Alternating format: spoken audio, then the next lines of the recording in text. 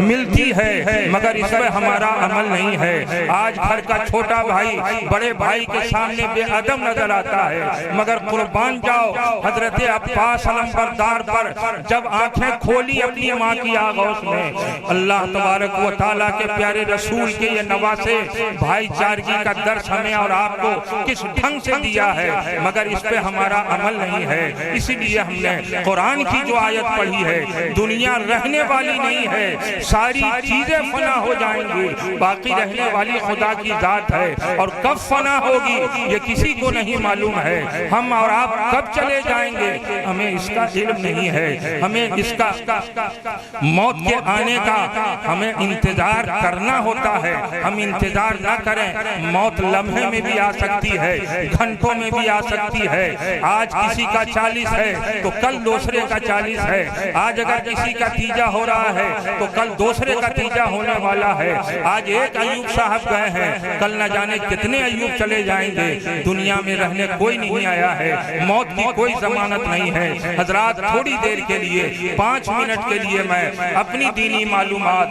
आपके गोश गुजार करा के रुखसत हो जाना चाहता हूँ। करबला के मैदान में आपने रिश्तों के बारे में जब देखा होगा और सुना होगा तो आपने ये भी सुना होगा इमाम अली मकाम के भाई भी करबला में मौजूद हैं, इमाम अली मकाम के शहजादे भी करबला में मौजूद हैं, इमाम हुसैन के भांजे भी करबला में मौजूद हैं, इमाम हुसैन की बहन भी करबला में मौजूद हैं, हजरत इमाम हुसैन की अहलिया भी करबला में मौजूद हैं, आपकी शहजादी हजरत सकीना भी करबला में मौजूद है। मगर खुदा की कसम, अदब का ऐसा मामला है कि अदब में कहीं से कोई कमी नहीं आ रही है, सब्र में कहीं से कमी नहीं आ रही है, नमाज में कहीं से कमी नहीं आ रही है। मौत सामने है, उसके बावजूद मौत की आंखों में आंखें डाल करके उन शोहदाए करबो बला ने कुरान की तिलावत भी की है, नमाज की पाबंदी भी की है, भूख भी है साथ में, मगर आपका सब्र दामन से नहीं छूट रहा, सब्र का दामन हाथ से नहीं छूट रहा है। मैं कहना ये चाहता हूँ, आज हमारे घर के अंदर बड़े छोटों पे शफकत नहीं करते, छोटा बड़ों का अदब नहीं करता, छोटे जो है बड़े की इज्जत नहीं करते।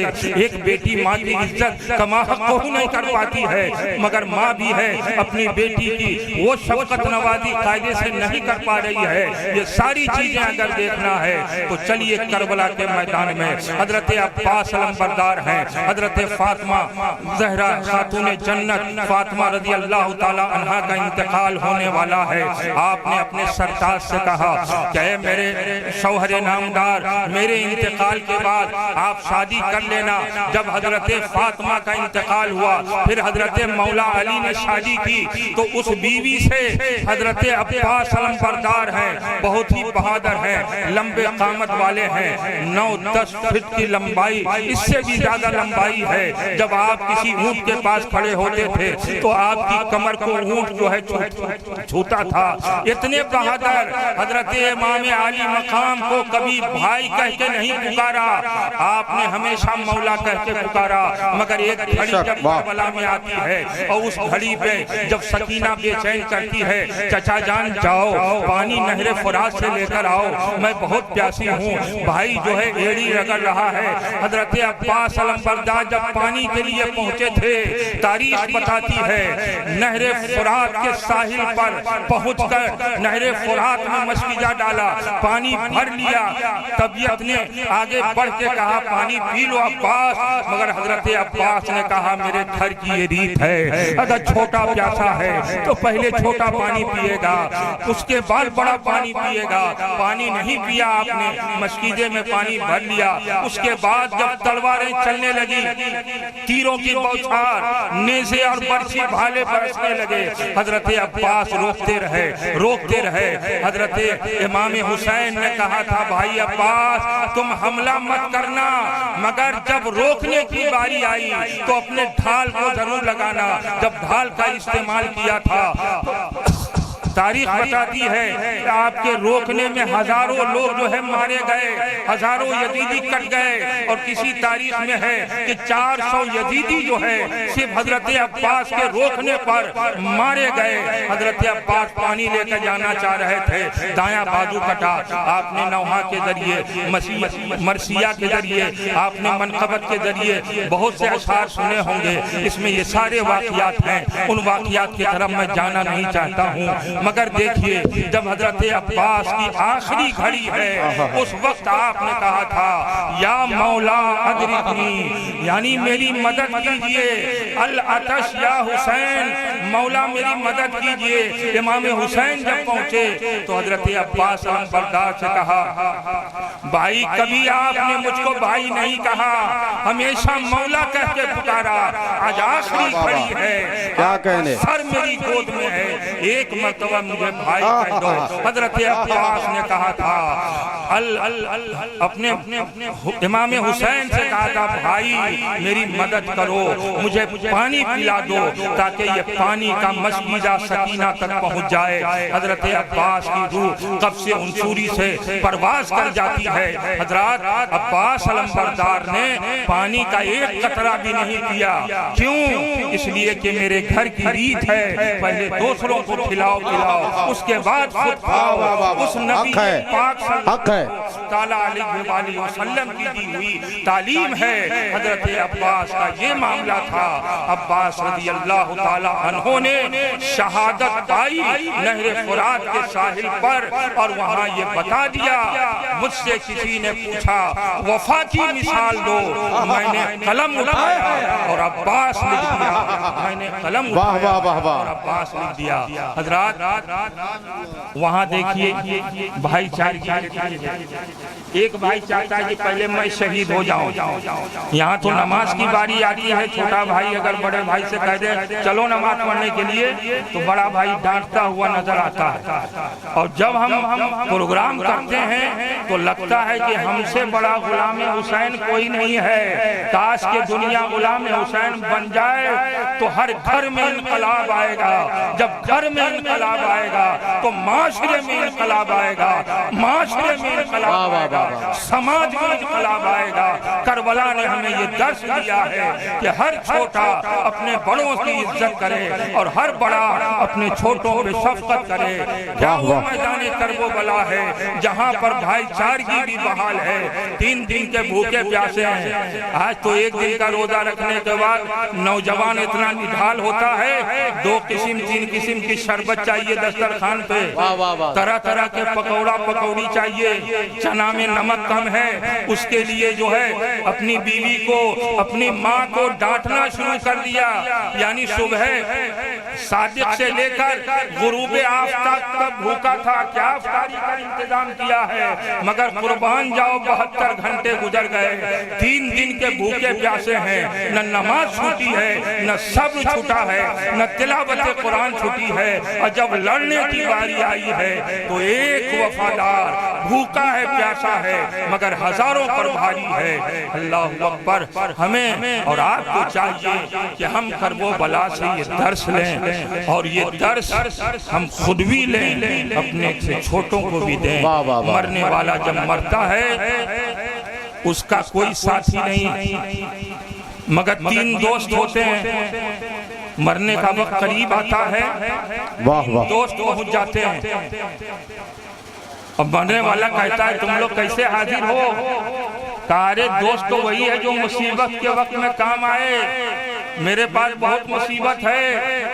एक दोस्त ने कहा दुनिया का सबसे बड़ा डॉक्टर हो और तुम्हारे इलाज में चाहे करोड़ों रुपये लग जाएं, हम लगाने को तैयार हैं, मैं तुम्हारा दोस्त हूँ। कहता है कि चलो दोस्ती का हक तो अदा कर रहे हो। दूसरा दोस्त कहता है जब तुम मर जाओगे कायदे से नहला दूंगा, कफना दूंगा, कब्र में उतार दूंगा, उसके बाद मिट्टी डाल के चलाऊंगा।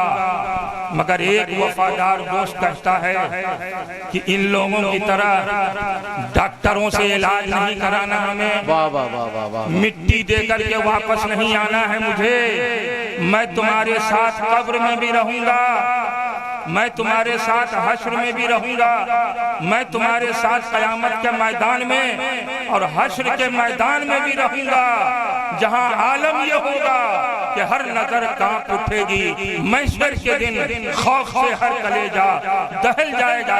नफ्सी नफ्सी का आलम होगा, गुनाहों में इंसान डूबा होगा। जिसके गुनाह कम होंगे उसके टुकड़ों तक पसीना बहता होगा, उससे ज्यादा गुनाह होंगे कमर तक पसीना बहता होगा, उससे भी ज्यादा गुनहगार होगा, उसके कंधों तक पसीना उसमें वो तैरता होगा। अगर गुनाहों का पुतला सर से लेकर तलवे के नाखून तक है तो फिर तो पसीना उसके सर से ऊपर जाता होगा। सवा नेज़े पर सूरज होगा, जमीन तांबे की होगी, शफाअत की कुर्सी पे मोहम्मद रसूलुल्लाह होंगे, अदालत पर अल्लाह तबारक व तआला होगा। पता क्या चला दोस्तों, अपने गुनाहों से तौबा कीजिए। अच्छा, वो तीन दोस्त कौन है?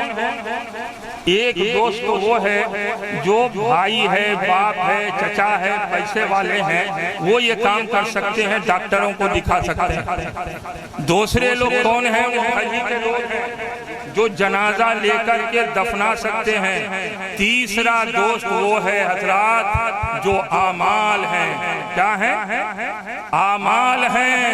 वो ऐसा दोस्त है आमाल की सूरत में अच्छा ईमान, ये आपका अच्छा अमल है, आपके अमाल हसना है।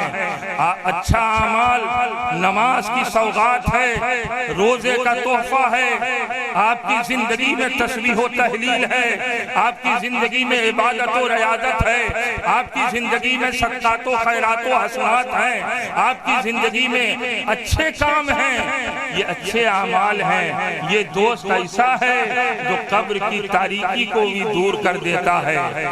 हश्र के मैदान में नफ्सी नफ्सी के आलम में भी मुस्कुराने का वक्त फराहम कर देता है। इसलिए हम और आप अमाल अच्छे रखें। आखिरी बात, दुनिया में कोई रहने नहीं आया है, सबको जाना है। सिकंदर बादशाह का नाम सुना होगा। 7 मुल्कों पे उन्होंने हुकूमत किया।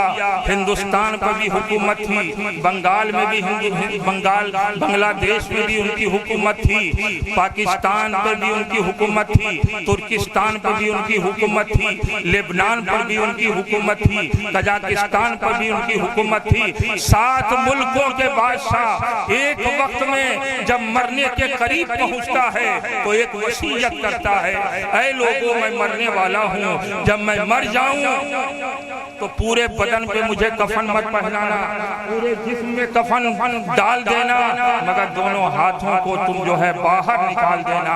हजरत नारे तकबीर, नारे रिसालत, नारे रिसालत, नारे रिसालत। शहजादे खैरुल अज़किया जिंदाबाद, शहजादे खैरुल अज़किया जिंदाबाद। नारे तकबीर, नारे रिसालत। दोनों हाथों को बाहर निकाल देना। कहा हुजूर ये क्या पैगाम देना चाहते हैं? कहा नहीं, मेरी वसीयत है, इस पे अमल करना।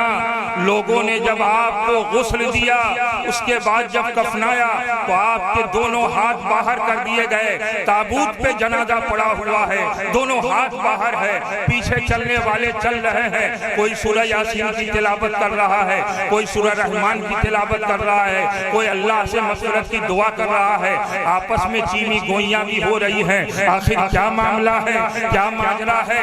इनके दोनों हाथ कफन से खाली हैं, हाथ बाहर निकला हुआ है।